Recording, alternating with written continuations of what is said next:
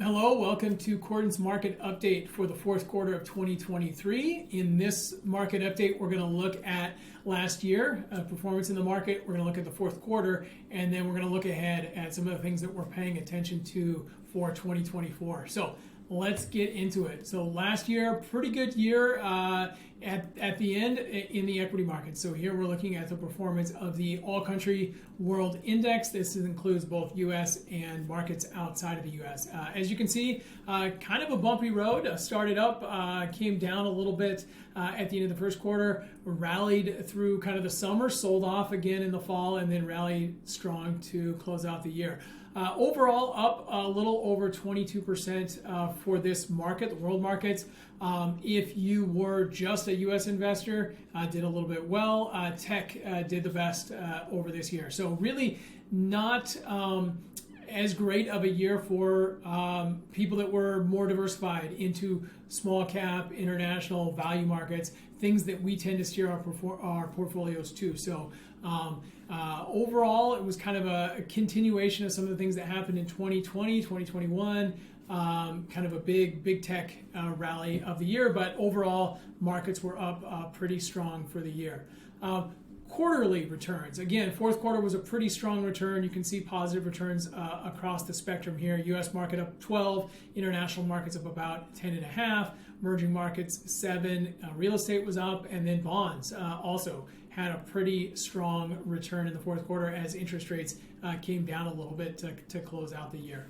Diving deeper into kind of all these markets, U.S. stocks, again, fourth quarter were up. This makes up about 61% of the world market at this point. This is, when we talk about 2024, something that we're going to be focused on. In the not too distant past, U.S. market made up about 50% of the global market, and as the U.S. market has performed well but gotten expensive, has taken a bigger share of the world market cap.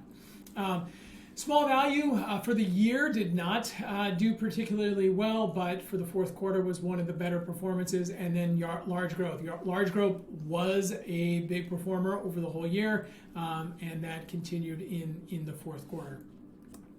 And the international markets in U.S. dollars here in yellow, growth was the best performing area, followed by small cap. Again, you see value kind of being bringing up the rear in terms of performance internationally and in the U.S., and that basically happened throughout the year. Good news is those valuations continue to be more attractive, both internationally and the U.S.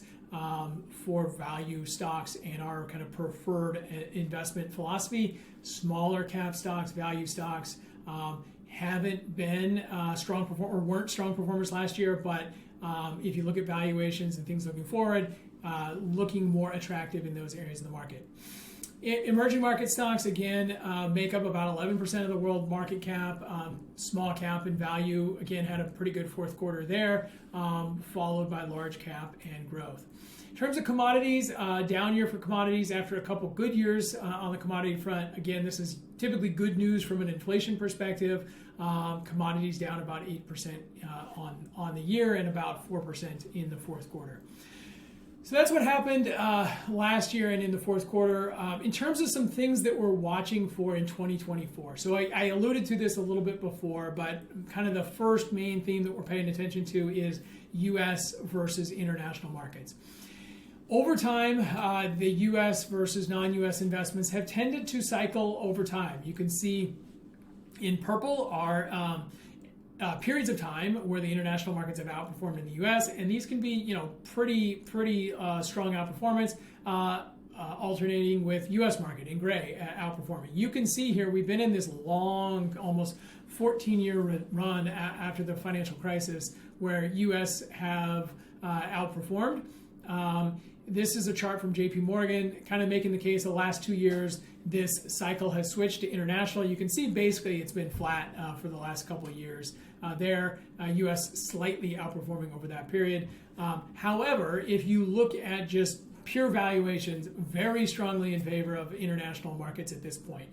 The U.S. market has always traded historically at a premium, historically has been more expensive, but that discount for international markets has really become stretched of late. So you can see here the average discount is about 15%. We're at about a 35% discount for international markets at this point, which, if you know your statistics, a 2 standard deviation outlier. You can see the U.S. is basically quite a bit more expensive than it has been over the last 20 years. World markets are more or less in line with where they have been in terms of valuation. So going forward, it's always hard to predict when this will flip, but the less expensive you buy something for, the higher your future returns are expected to be in that case.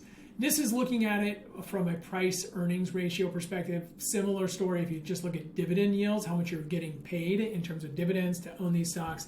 The difference between what you're getting paid for U.S. stocks versus international stocks is pretty stretched in terms of where it's been historically.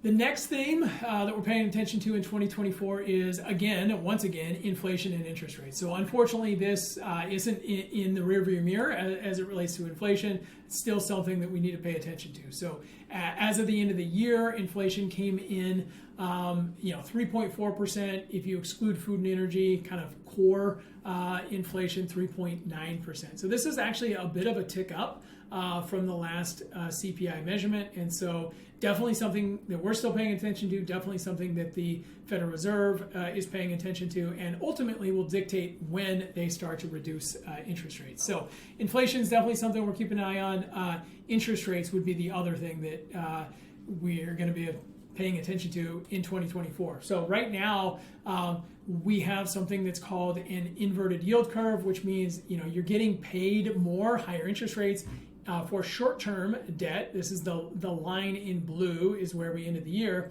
You're getting paid more for short-term than you are for a longer-term bond. So for example, a 1-year bond's paying 4.8% versus a 20-year paying 4.2%. Reason this matters, essentially you're taking more interest rate risk out here and you're not getting compensated in terms of a higher yield. So we tend to, in a period like this, be a shorter term. We would expect, I think the market's expecting this to invert or actually steepen this year to look something more like this. This is going to be more traditional where you're getting paid more for a longer term bond than you are for a shorter term bond. We'll see, but that's kind of what the market is expecting this year. Next thing that's definitely worth paying attention to, probably definitely already in the news cycle and something you might be thinking about already is the elections. So a couple things, we're always getting questions about this in an election year. This is an election year. A few things to remember about markets and election years. So first, it's really difficult to identify any kind of systematic pattern, return pattern in these election years. Don't try to time it, essentially. On average, market returns have been positive in both election years and then the subsequent year, where we're potentially switching presidents. And the other thing to remember is whatever the consensus expectations are, those should already be embedded into prices. Markets are pretty efficient, pretty good at discounting what everybody expects to happen, the consensus is. The other thing I think that's worth paying attention to is oftentimes somebody's expectation or political affiliation can drive their optimism or pessimism or their allocation into their portfolio. And so there's been some research done around this, kind of interesting. Essentially, blue here's Democrat, red here's Republican, and kind of in the last couple elections, people's outlook on the economy has essentially flipped around an election date based on their party affiliation. So this is 2016 to 2017. How do you expect business conditions to be over the next 5 years? Democrats, those that identified as Democrats are higher here versus Republicans. After the election, that flips. Same things for expectations on employment. Higher employment, lower employment, that flips to be Democrats expecting higher unemployment and Republicans expecting lower. So the point here is, it does show up in people's response to polls and things like that. And ultimately, some people can let that affect their allocation. But really, that it shouldn't be driving from your decisions from an investment perspective, because again, kind of like what we said before, it's really hard to identify some patterns, and one wouldn't expect to have necessarily different returns under a different regime. In election years, overall, markets tend to be, on average, returns are right about average, around 10% during the election year, a little bit better, 11%, but again, no discernible difference there. And again, varying between presidents, over the long term, the markets tend to move up, the economy tends to grow, and they're benefit to investors over the long run. So overall, our encouragement is always, don't let your politics, fine to be involved in politics, be passionate about that, but don't necessarily let it drive your investment decisions. The economy tends to be resilient, and long-term investors have done well under both Democrats and Republicans in the White House. That's it for our market update for the fourth quarter of 2023. Looking forward to a good year in 2024. Let me know if you have any questions. Happy to address those in a future video, and hope you're well.